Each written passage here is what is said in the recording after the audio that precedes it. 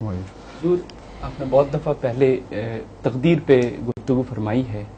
ایک بات کبھی کبھی بہت سے لوگوں سے ڈسکشن جب ہوتا ہے تو ایک بات پہ کنفیوژن ہوتی ہے حضور کے موت کا ایک دن معین ہے. آپ بنگالی ہیں؟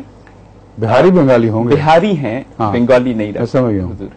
بہار سے بنگال گئے تھے پھر وہاں سے ادھر آئے. بالکل صحیح. ٹھیک ہے, فرمائیے.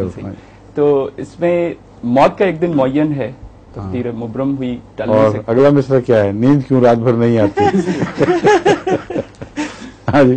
تو حضور دعا کے ذریعے یہ بھی ٹل جایا کرتی ہے کبھی کبھی حضور. تو اس وقت جب یہ ٹل جاتی ہے تو صرف اس وقت ٹلتی ہے جی حضور جب انسان اجل مسمى سے پہلے اپنی اجل لے آتا ہے, یعنی بیماریوں کے نتیجے میں اور دوسری غلطیوں کے نتیجے میں.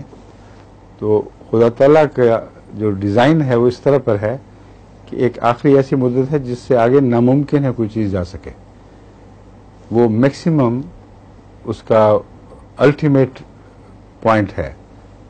یہ ایسی ڈیوائڈنگ لائن ہے جس سے آگے کراس نہیں کر سکتا آدمی, اور اس سے پہلے موت کو اپنی غلطیوں سے بلا سکتا ہے. تو جہاں جہاں پہلے وارد ہونے والی موتیں ہیں وہاں ہر جگہ دعا کا مضمون کام کرے گا. لیکن جو اجل مسمى کا ہے وہاں نہیں کرتا. وہاں اگر کوئی کرتا ہے, کچھ کرتا ہے, تو وہ شفاعت کا مضمون ہے, اور وہ بھی کس حد تک اس میں کام کرتا ہے ہم تفصیل نہیں جانتے.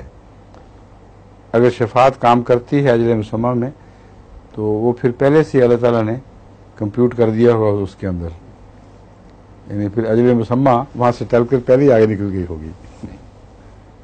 ٹھیک ہے جی. آگے.